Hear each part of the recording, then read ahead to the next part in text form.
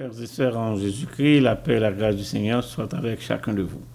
Nous bénissons le Seigneur du privilège d'être en vie et de pouvoir être encore dans la foi et continuer à le servir, à l'adorer et aiguiser aussi notre persévérance au loin. Oui, parce que le confinement continue, bien que graduellement ça semble se débloquer, si je peux m'exprimer ainsi, mais nous bénissons le Seigneur de ce que de semaine en semaine, nous avions pu vous transférer nos cultes à partir de nos sanctuaires et aussi nos enseignements.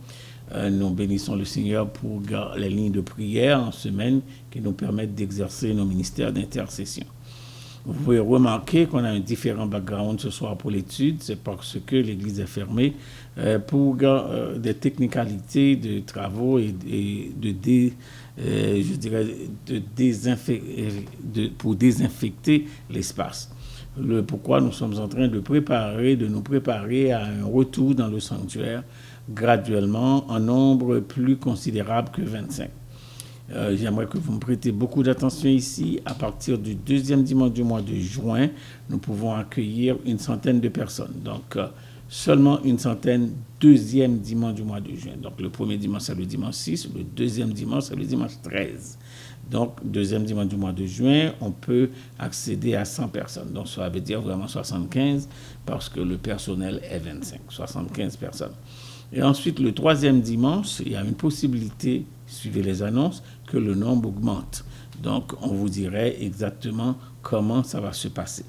Donc, si c'est le cas, nous allons pouvoir procéder comme nous l'avions fait dans les temps antérieurs, dans le déconfinement partiel ou bien graduel, d'avoir plusieurs services. On va voir avec l'inscription si on peut avoir 2 services ou dans le cas d'une inscription précoce, ça veut dire qu'il y a beaucoup plus de demandes, nous envisagerons un autre service. En attendant, nous pensons à chacun de vous. Nous prions pour les différentes entités de l'Église, que ce soit les diaconesses, que ce soit les anciens, que ce soit le conseil d'administration, que ce soit le personnel des ouvriers, je parle du conseil des ministères, chefs de département.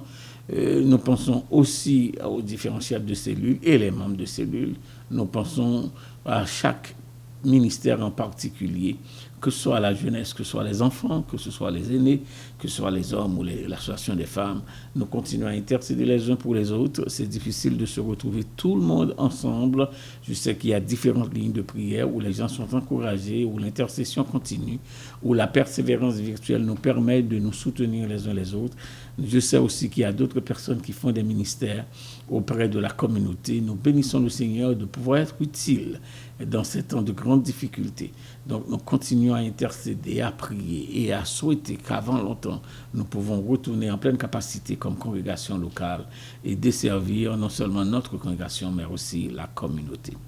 Nous aimerions aussi vous avertir que c'est à partir du mois de juillet que débutent les 40 jours. Cette année, ce sera à peu près 50 jours.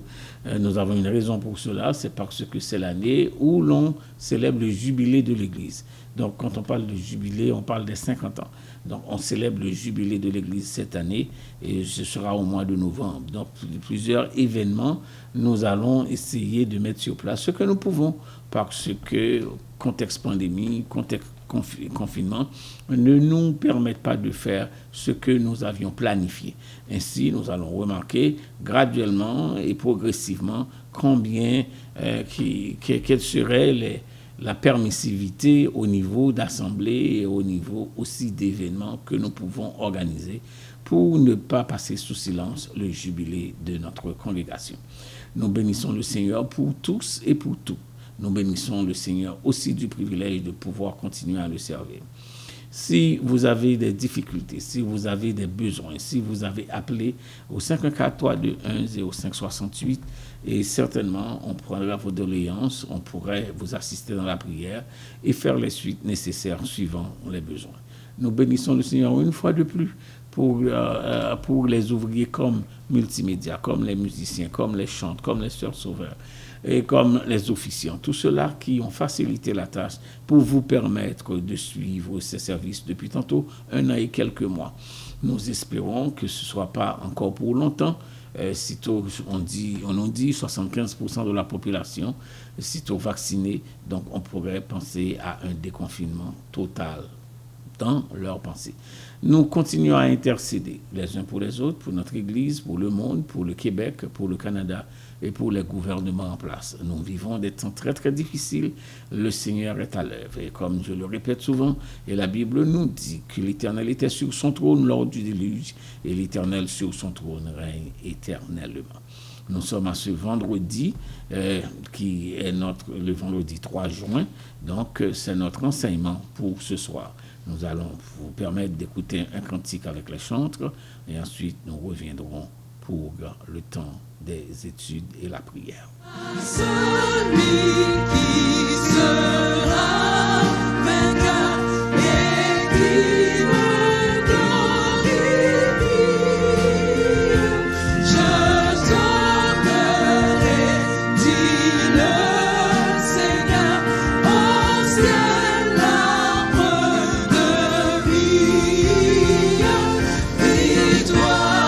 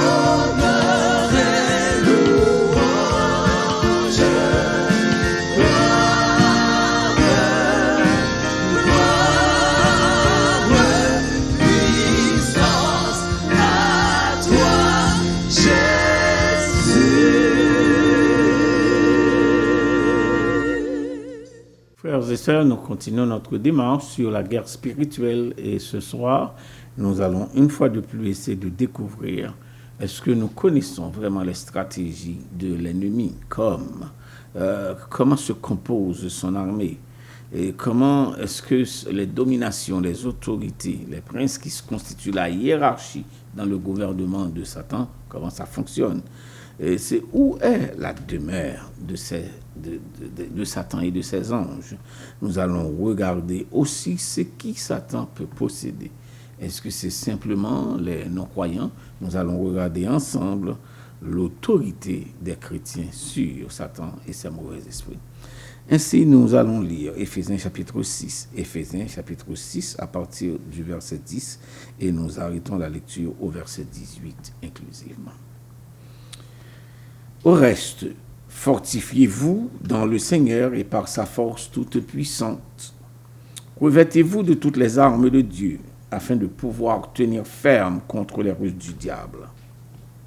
Car nous n'avons pas à lutter contre la chair et le sang, mais contre les dominations, contre les autorités, contre les princes de ce monde de ténèbres, contre les esprits méchants dans les lieux célestes. Ça nous dit déjà où est-ce que Satan et sa gouvernance fonctionnent. C'est pourquoi prenez toutes les armes de Dieu afin de pouvoir résister dans le mauvais jour et tenir ferme après avoir tout surmonté. La Bible appelle mauvais jour, c'est quand le royaume des ténèbres opère sur les enfants de Dieu sur terre. Donc voilà, quand on parle de mauvais jour, vous avez une claire explication à Éphésiens chapitre 6, le verset 13. Tenez donc ferme, ayez à vos reins la vérité pour ceinture, revêtez la cuirasse de la justice, mettez pour chaussure à vos pieds le zèle que donne l'évangile de paix. Prenez par-dessus tout cela le bouclier de la foi avec lequel vous pourrez éteindre tous les traits enflammés du malin. Tous les traits enflammés du malin. Prenez aussi le casque du salut et l'épée de l'esprit qui est la parole de Dieu. Faites en tout temps par l'esprit toutes sortes de prières et de supplications, c'est très important. Faites en tout temps par l'esprit toutes sortes de prières et de supplications, veillez à cela avec une entière persévérance et priez pour tous les saints. Parole du Seigneur. Maintenant, frères et sœurs, prions. Père de l'éternité, au nom de Jésus-Christ, nous nous approchons de ton trône béni pour te remercier pour les bienfaits de la semaine qui s'écoule sous nos yeux. Ta protection, ta proximité, tu as pourvu à nos besoins, toi, notre Jéhovah Jireh. Et surtout, ô notre Dieu, toi, le Dieu éternel, tout-puissant et capable, tu nous as préservé la vie envers et contre notre Dieu, cet ange de mort qui circule, non seulement à travers ce pays, mais à travers ce globe. Nous comprenons non seulement que respirer, mais se déplacer et rester en vie sans s'infecter, se contaminer, même où notre Dieu s'exposait à la mort, ça prend un miracle de ta part. Nous réalisons combien la vie est devenue dans une fragilité que nous n'avions peut-être jamais expérimentée ou pas même soupçonnée. Cela nous donne de comprendre combien ta fidélité au notre Dieu, qui est au rendez-vous à nos matinées, constitue, ô notre Dieu, notre gage de protection. Nous te remercions de nous avoir non seulement gardés en vie dans le physique, mais aussi de nous avoir maintenus dans une relation spirituelle avec toi, de pouvoir continuer à te prier, à intercéder, c'est notre relation de bas vers en haut, mais aussi de pouvoir continuer à entendre ta voix nous parler, c'est notre relation avec toi de haut vers en bas. Merci au notre Dieu que dans le vertical comme dans l'horizontal, nous pouvons jouir d'une bonne communion avec toi et avec nos frères et sœurs. Nous te remercions de ce que graduellement nous voyons ta main agir et nous sortir de cette pandémie pour que, ô notre Dieu, en tout ton nom soit glorifié.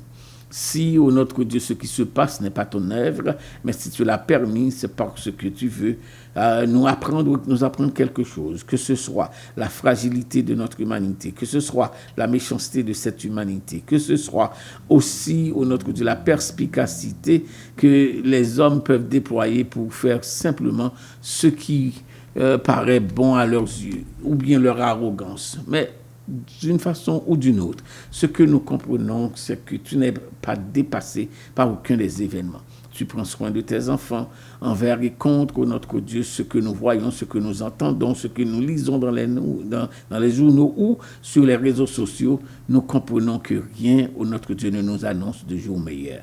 Heureux de savoir que notre destinée est dans ta main. Et cela nous suffit. Eh bien, la paix règne dans nos cœurs quand nous savons, notre Dieu, que tu as le plein contrôle de notre vie et de l'existence entière. Nous chantons assez souvent, en toi tout est paix, parce que tout est dans ta main, nos jours, nos destins, et ta face lui sur notre chemin. Nous ne cesserons jamais, ô notre Dieu, de t'inspirer confiance parce que tu nous as donné la preuve, non seulement de ton autorité, de ta capacité, de ton éternité, mais aussi de ta sainteté et aussi, ô notre Dieu, de la proximité que tu peux déployer, surtout quand tes enfants sont en danger et que tu veux intervenir pour les sauver. Nous remettons entre tes mains nos frères et sœurs qui ont une santé fragile et qui ont besoin certainement de réaliser que tu ne laisses jamais succomber, ô notre Dieu, tes enfants sous le poids de la méchanceté des hommes. Merci de ce que nous pouvons, une fois de plus, avoir la garantie que ta parole nous enseigne que l'homme ne triomphera pas toujours par la force. Ainsi, ô Père, nous prions que tu prennes par la main du plus petit enfant infecté par ce virus comme du plus vieux parmi nous. Tu sauras faire un ministère de guérison comme tu le faisais pour les enfants d'Israël dans leur traversée du désert vers Canaan. Tu leur avais dit, tu envoies ta parole et tu les guéris. Et tu l'avais promis que tu ne les feras pas d'aucune maladie que tu as frappé les Égyptiens. Ainsi, nous comprenons le pouvoir de guérison est entre tes mains. Le pouvoir, ô notre Dieu, de protection aussi vient de toi. Et nous savons, ô notre Dieu, que tu es le même hier, aujourd'hui, éternellement. Ce que tu faisais hier, tu le fais encore. Et ceci avec la plus grande justesse. Nous te bénissons parce que tu es le Dieu de notre foi. Tu es le Dieu de notre persévérance. Tu es le Dieu de notre allégeance et tu es le Dieu de notre espérance. Nous prions que tu bénisses chacun de nous et que la semaine qui s'étonne, la fin de la semaine nous apporte une opportunité de continuer à te bénir, t'adorer, te servir et te plaire. Rends-nous sensibles à ta voix, obéissants à ta parole et surtout, ô notre Dieu, prends des précautions pour que nous ne soyons pas un obstacle au témoignage de l'Évangile, là où nous porterons les pas. Nous prions pour les veufs et pour les veuves, nous prions pour les orphelins, nous prions pour ce pays qui nous a logés, nous prions pour, ô notre Dieu, les chefs qui prennent des décisions au cœur de ces difficultés. Personne, ô notre Dieu, ne peut se poser comme étant des experts. Nous ne voyons pas une pandémie chaque jour. Donne la sagesse, donne la clarté pour ceux-là qui te cherchent et qui croient, ô notre Dieu, à ta suprême et sainte volonté. Nous prions que la clarté leur soit rendue pour que les décisions soient prises et nous puissions être favorisés des jours où nous pouvons continuer à t'adorer librement, non seulement, ô notre Dieu, en nombre restreint, mais dans la pleine capacité. Fais de cette congrégation et nous prions pour ton Église par-delà la terre, qu'elle soit victorieuse en tout temps. Entends notre prière, pardonne nos péchés, fais grâce et parle à nos cœurs ce soir. Sanctifie-nous par ta vérité, ta parole est la vérité. Par Jésus-Christ qui vit et qui règne au siècle des siècles. Amen. Nous vous donnons l'opportunité d'écouter un autre cantique et nous reviendrons pour les études.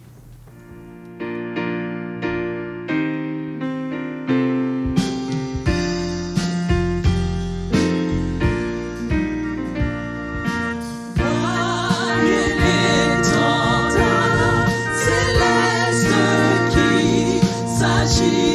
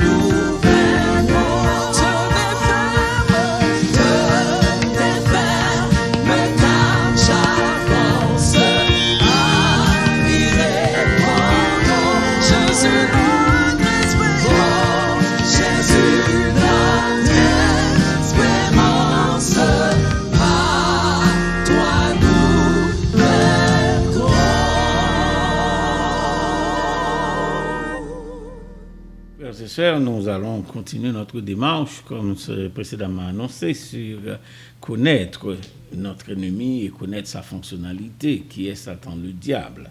L'une des questions que certainement l'on se pose, c'est comment se compose l'armée de Satan. À Éphésiens chapitre 6, nous avons une claire compréhension ou explication qui nous donne une claire compréhension de la fonctionnalité, de la gouvernance de l'ennemi de notre âme. Comment se compose l'armée de Satan? La Bible nous dit premièrement, il a ses anges, suivant Apocalypse chapitre 12, versets 7 à 9. Apocalypse chapitre 12, versets 7 à 9, que nous allons vous lire. Et ça vous permettrait de découvrir exactement qui Satan a à ses services ou bien sous ses ordres. Apocalypse chapitre 12, je vais lire pour vous du verset 7 au verset 9. Il lui guerre dans le ciel, Michaël et ses anges, Michaël et ses anges combattirent contre le dragon, et le dragon et ses anges combattirent. Je suis à Apocalypse chapitre 12, je lis pour vous verset 7 à 9. Donc, le verset 9 dit, mais ils ne furent pas les plus forts, et leur place ne fut plus trouvée dans le ciel. Maintenant, si leur place ne fut plus dans le ciel, on parle de la guerre, quand Satan a été précipité en bas. Donc, la Bible confirme que la place de l'ennemi, ni de ses armées, n'est pas dans le ciel. Maintenant, le verset 9 dit, mais ils ne furent pas les plus forts, et verset 8, et leur place ne fut plus trouvée dans le ciel. Et il fut précipité le grand dragon, le serpent ancien. Écoutez les noms. Le grand dragon, premièrement, il fut précipité le grand dragon, le serpent ancien, appelé le diable et Satan. Écoutez ça, les différents noms, mais aussi sa fonctionnalité, ou comment il opère. Celui qui séduisit toute la terre, il fut précipité sur la terre, et ses anges furent précipités avec lui. Donc, avec tous ces noms et toutes ces armées, Satan opère sur la terre. Avec tous ces anges, toutes ces armées, Satan opère sur la terre. Suivant Apocalypse, chapitre 12, versets 7 à 9. Éphésiens, chapitre 6, verset 12, de son côté, Éphésiens, chapitre 6, le verset 12, de son côté, nous permettent de voir ceci. Et le verset 12 que nous avions lu tantôt, il dit, car nous n'avons pas à lutter contre la chair et le sang, écoute ça, mais contre les dominations. Deuxièmement, contre les autorités. Troisièmement, contre les princes de ce monde de ténèbres, contre les esprits méchants. Nous venons de lire dans l'Apocalypse qu'il n'a pas sa place dans le ciel, maintenant qu'il est précipité sur la terre, où se trouve son quartier général. Il dit dans les lieux célestes. Donc, quand on parle des lieux célestes, on ne parle pas du ciel où est la demeure de Dieu. Et ça, c'est important de savoir que Satan opère dans l'air, que Satan opère dans l'espace, que Satan a sa fonctionnalité ou bien ses activités à partir de l'espace. Et nous pouvons comprendre cela parce que si c'est à partir de l'espace qu'il opère, la Bible a raison de l'appeler le prince de l'air. Nous allons voir ça un petit peu plus tard. Donc, et voilà pourquoi vous avez les thèmes domination, vous avez les thèmes autorité, vous avez les thèmes prince des ténèbres. Donc, ça nous permet de voir comment ça se passe dans la fonctionnalité de la hiérarchie, dans la gouvernance de Satan. Maintenant, Apocalypse chapitre 12, verset 4 à verset 9 nous permet de faire une autre observation. Je lis pour vous verset 4. Verset 4. Pour garder texte et contexte, je commence à partir du verset 1er parce que nous venons de lire tantôt ce même Apocalypse chapitre 12 à partir du verset 7. Il lui guerre dans le ciel. Donc, nous irons jusqu'au verset 6. Apocalypse chapitre 12, verset 1 à 6.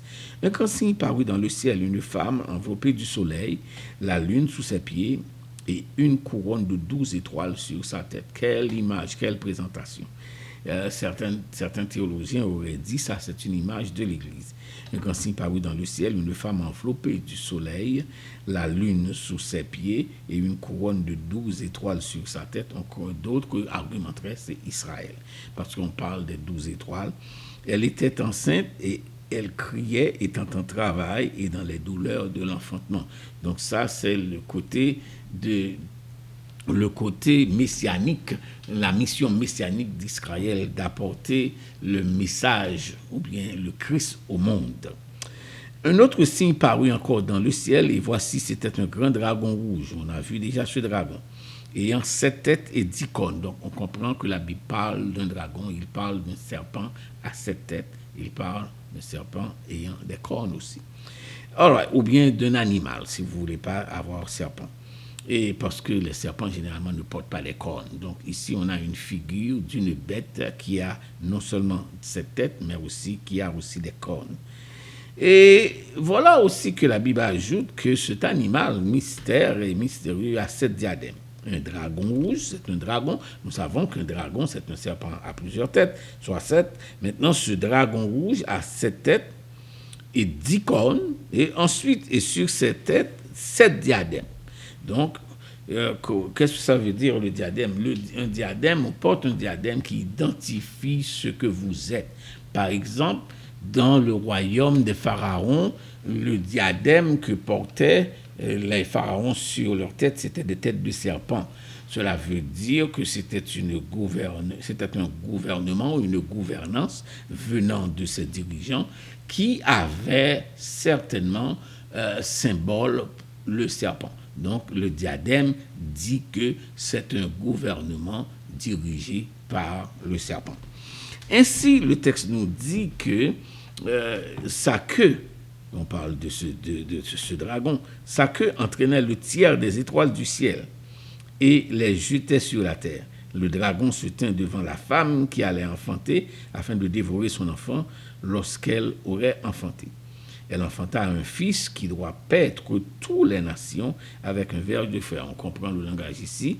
La femme qui enfanta le fils qui doit paître toutes les nations, Israël, ou bien le peuple juif, qui aura donné naissance à cet enfant juif, et puis qui va paître toutes les nations. On comprend que l'image est très christologique ici. Afin de dévorer son enfant lorsqu'elle l'aurait enfanté. Elle enfanta un fils qui doit paître toutes les nations avec un verge de fer, et son enfant fut enlevé vers Dieu et vers son trône. Donc, il y a une image de l'ascension, une image de l'incarnation, une image du ministère de Christ ici dans ce texte. Certainement, vous comprendrez que le pourquoi le dragon a voulu tuer l'enfant. On s'en souvient qu'à la naissance de Jésus-Christ, qu'il y avait une démarche d'un gouvernement de la terre répondant au nom d'Hérode qui voulait, coûte que coûte, exposer l'enfant à la mort et le tuer avant le temps. Et on s'en souvient que Hérode parlait d'aller adorer aussi l'enfant. Mais la Bible nous dit que son intention n'était pas vraiment d'adorer, mais de tuer. Et comme le temps du calvaire n'était pas encore arrivé, comme on lit dans Galates 4:4, lorsque les temps ont été accomplis, Dieu a envoyé son Fils. Donc il y avait un temps pour l'incarnation, il y avait un temps prévu aussi pour le calvaire. Donc ainsi, nous comprenons que le christianisme n'était pas sans opposition dès son arrivée sur terre. Vous remarquez bien que je n'ai pas dit dès sa naissance, non, j'ai dit dès son arrivée sur terre, parce que le Christ a existé de toute éternité. La personne de Christ a existé de toute éternité. Le Jésus qui nous a révélé le Christ sur terre, c'est ce que nous appelons l'incarnation. Ainsi, nous comprenons la démarche de l'ennemi. Ce n'est pas avant d'attaquer l'Église, ce n'est pas avant de m'attaquer, de vous attaquer, qu'il se fait ennemi, mais on comprend qu'il s'est attaqué au Fils de Dieu lui-même. Et nous avions vu une démonstration qu'il a déployée plus d'une fois, que ce soit à la naissance de Jésus, que ce soit à la fin de son ministère à Matthieu 4, que tous les chrétiens connaissent cette histoire, où il faisait vraiment un face-à-face avec Jésus-Christ et lui demandait de commettre un suicide. Si tu es vraiment le Fils de Dieu, j'ai 3 d'ici d'en bas. Et quand arrivé au calvaire et que Jésus était à quelques minutes de la finalité de sa mission, l'adversaire, voyant la victoire et aussi la fin fatale de son gouvernement par un des larrons qui faisait une arrogance, demandait à Jésus de descendre de la croix parce que le royaume des ténèbres ne pouvait pas supporter et tolérer le résultat du sacrifice au calvaire. Ainsi, frères et sœurs, nous comprenons que et la femme s'enfuit dans le désert. Et ensuite, où elle avait un lieu préparé par Dieu afin qu'elle y fût nourrie pendant 1260 jours. Donc, l'image prophétique, métaphore que nous avons ici, nous parle clairement de ce mystère de l'incarnation, de cette mission d'Israël comme peuple pasteur, non seulement pour apporter l'évangile, pour apporter Dieu vers le monde, mais aussi que c'était la nation porteur de germes du salut. Et voilà pourquoi Jésus-Christ lui-même dira, le salut vient des Juifs. Donc, ainsi, Apocalypse chapitre 12, du verset 1er au verset 9, nous avons déjà une fonctionnalité et nous avons aussi comment ça s'opère. L'ennemi n'est pas mon ennemi d'abord, n'est pas votre ennemi d'abord. Ensuite, c'est l'ennemi de Dieu. À Éphésiens chapitre 6, verset 12, nous avions vu les appellations de la hiérarchie. À Apocalypse chapitre 12, nous venons de vous permettre de réaliser comment est-ce que Satan s'oppose à Dieu, serait-ce dans le plan du salut. Et nous allons regarder à Ésaïe chapitre 14, que nous connaissons très bien. Ésaïe chapitre 14, ça nous permet de voir comment l'adversaire, Satan le diable, comment il fait ses opérations pour nous empêcher, ou bien pour prétendument, ou bien dans cette tentative de surpasser Dieu. Ésaïe chapitre 14, je lis pour vous le verset 12. Ésaïe chapitre 14, le verset 12. Nous lisons: te voilà tombé du ciel, astre brillant, fils de l'aurore, tu es abattu à terre, toi le vainqueur des nations. Donc, on comprend, le texte nous permet de saisir trois grandes vérités. Il est tombé du ciel. Et nous venons de lire dans l'Apocalypse parce que sa place, et avec son royaume, et avec ses anges, ne se trouvait pas dans le ciel. Donc, ici, dans cette prophétie, Ésaïe ne fait que nous exposer à cette guerre qui vit dans le ciel. Te voilà tombé du ciel. Maintenant, la Bible, à Ésaïe chapitre 14, verset 12, donne le nom que Satan avait dans le ciel. Il était l'astre brillant. Astre brillant, on l'appelait le fils de l'aurore. Et puis, le texte nous dit, troisièmement, tu es abattu à terre, toi, le vainqueur des nations. Et on nous donne la raison pourquoi. Au verset 13, bien que c'était à Ésaïe chapitre 14, verset 12, au verset 13, remarquez bien, tu disais en ton cœur, je monterai au ciel, j'élèverai mon âme au-dessus des étoiles de Dieu, je m'assirai sur la montagne de l'assemblée, à l'extrémité du septentrion, on continue, et son orgueil de soi, je monterai sur le sommet des nues, je serai semblable au Très-Haut. Donc, ce n'est pas une guerre contre les enfants de Dieu d'abord, ce n'est pas une guerre contre l'Église d'abord, ce n'est pas une guerre contre les missionnaires, ce n'est pas une guerre contre les pasteurs, ce n'est pas une guerre contre les membres des différents ministères, c'est une guerre déclarée contre Dieu lui-même. Il voulait prendre la place de Dieu. Vous comprendrez, frères et sœurs, que quand quelqu'un vous dit qu'il ne croit pas que Satan existe, c'est le diable en personne.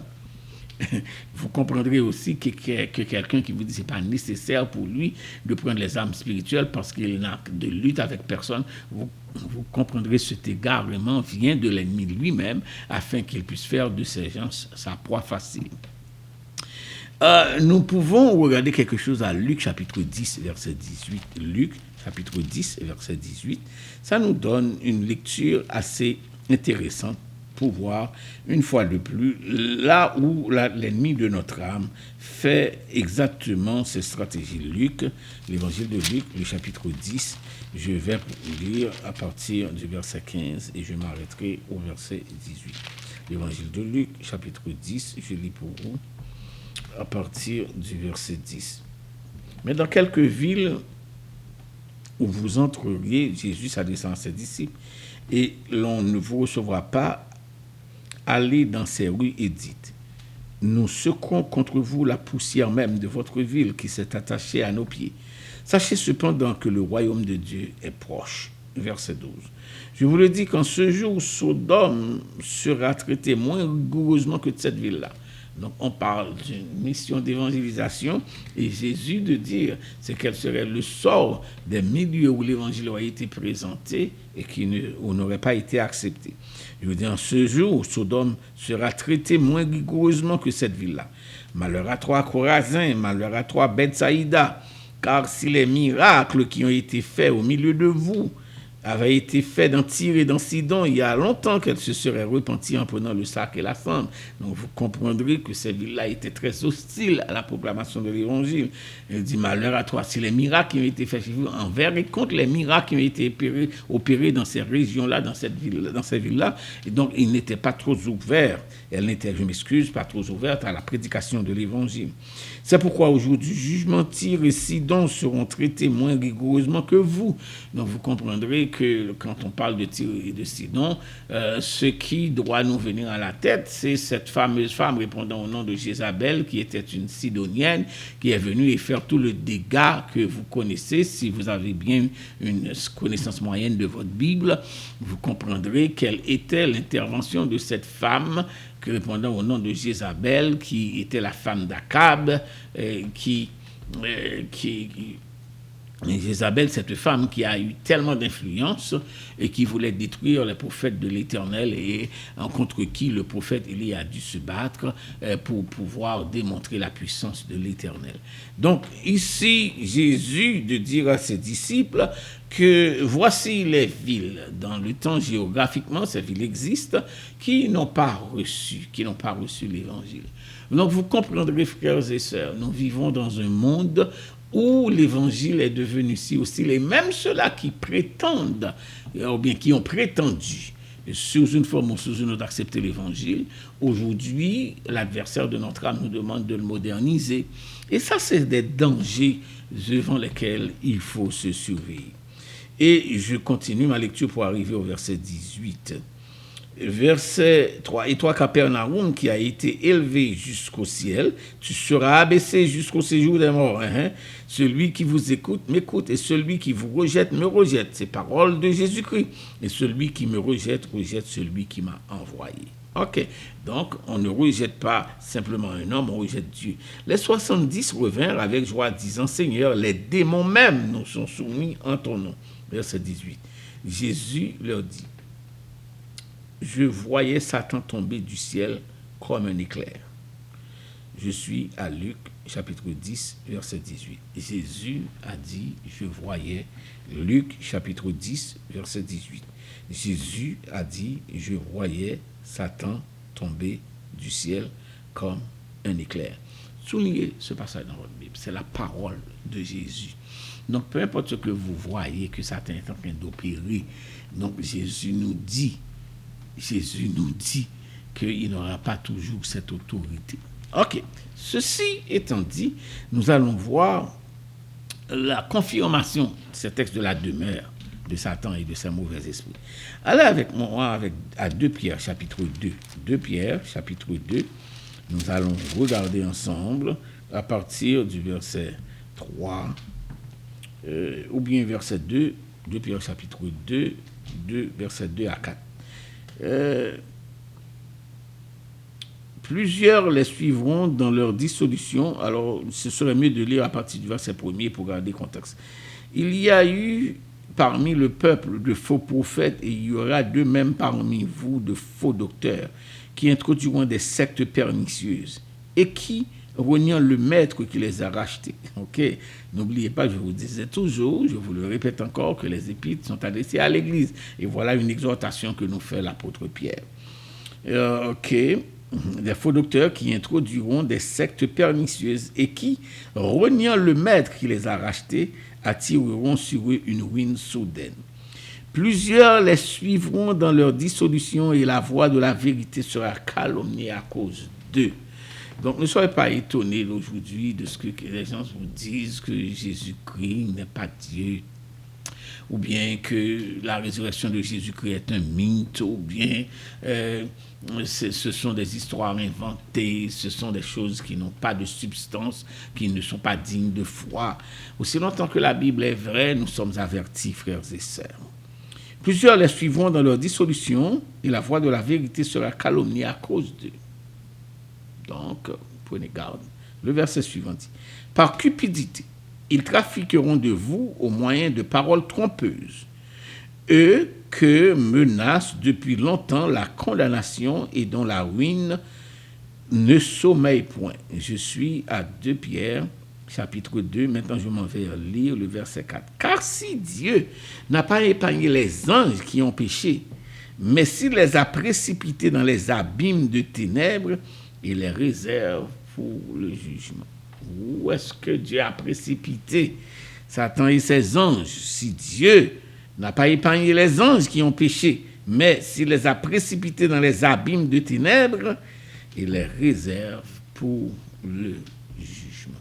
Voilà pourquoi, frères et sœurs, quand nous lisons à Romains chapitre 8, qu'il n'y a donc maintenant aucune condamnation pour ceux qui sont en Jésus-Christ, et la Bible va nous confirmer pourquoi, parce qu'ils ne viennent pas en jugement, les enfants de Dieu, ils sont passés de la mort à la vie, parce que le jugement est réservé pour Satan, ses anges et les incrédules. Donc, conséquemment, prenez garde à vous-même de ne pas négliger votre persévérance, encore moins déguiser vos armes spirituelles et de surveiller soit les soi-disant chrétiens, je répète, les soi-disant chrétiens qui s'attaquent à vos permanences de la prière, qui voient en vous des plutôt menaces, au lieu de s'accrocher à une de ces armes, la plus puissante que Dieu nous a donnée, qui est la prière.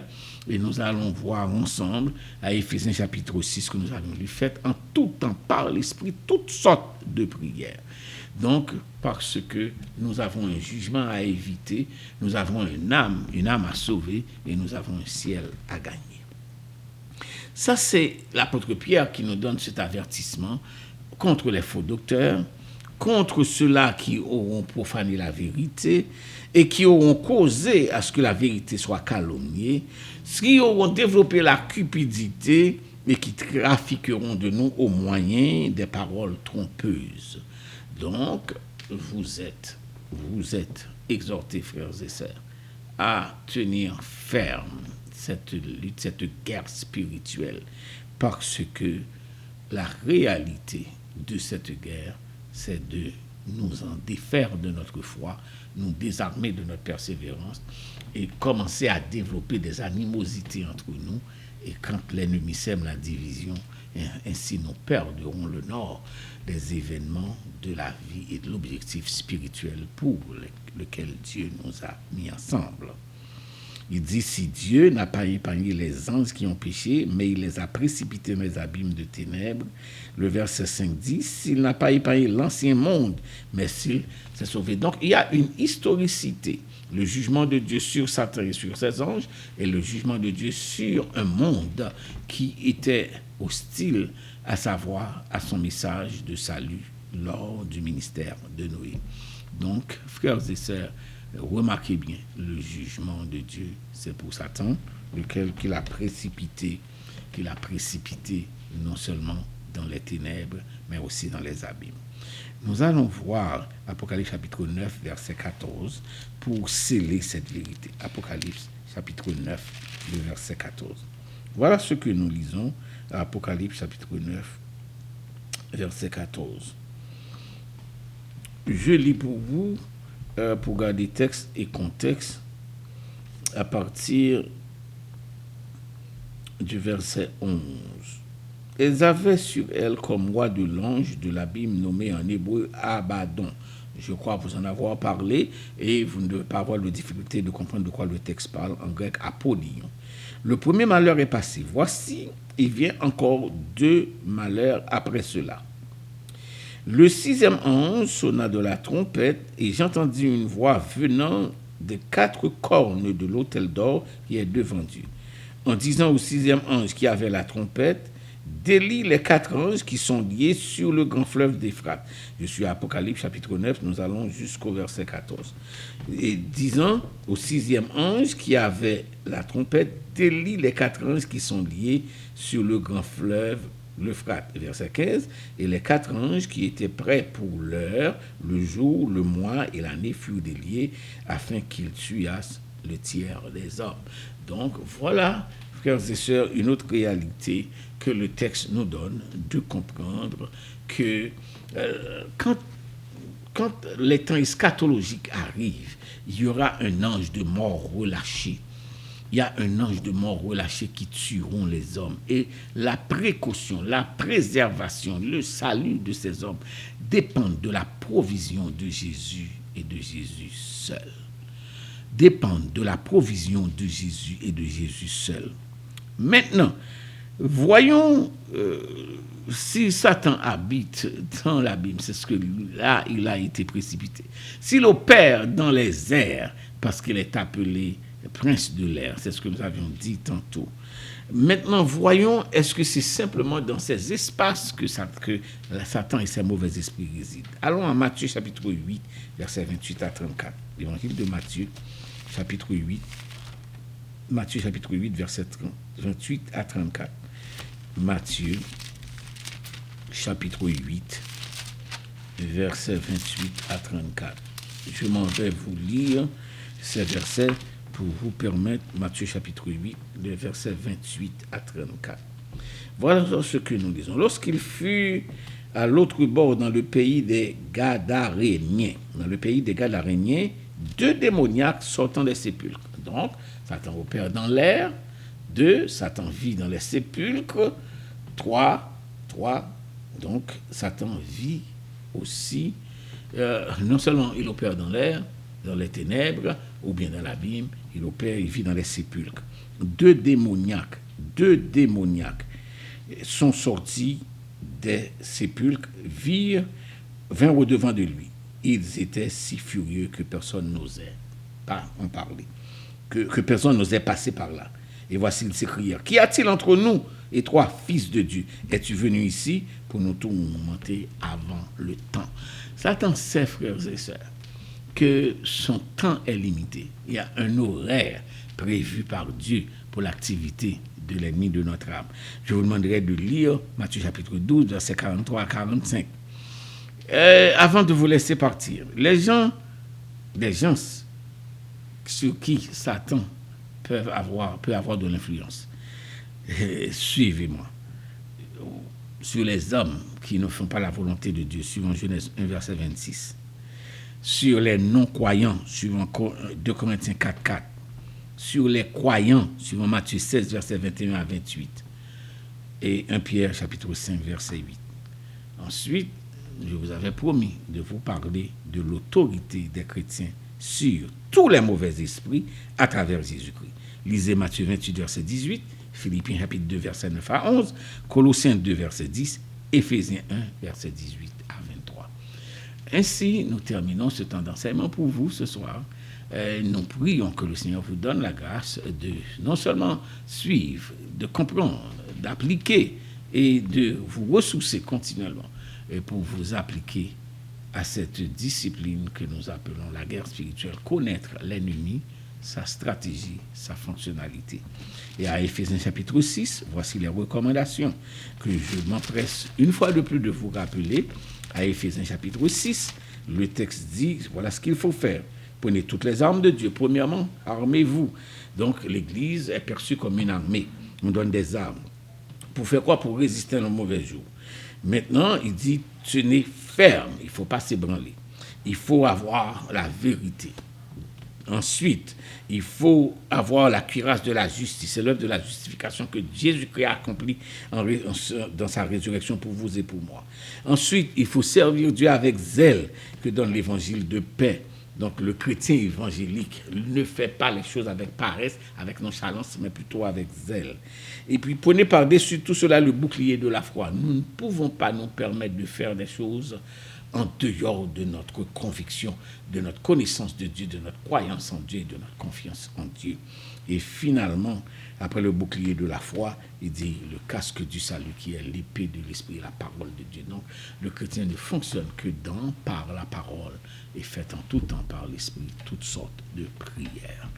L'intercession, la parole, le salut, la foi et ensuite notre casque du salut nous permettent de faire face à cet ennemi féroce qu'est Satan le diable. Que le Seigneur vous bénisse. Je vous laisse à la prochaine séance avec les chantres dans un dernier cantique. Haïti. Émerveillé en ta présence, rien ne t'est impossible. Émerveillé en ta présence, ta joie me remplit d'espérance.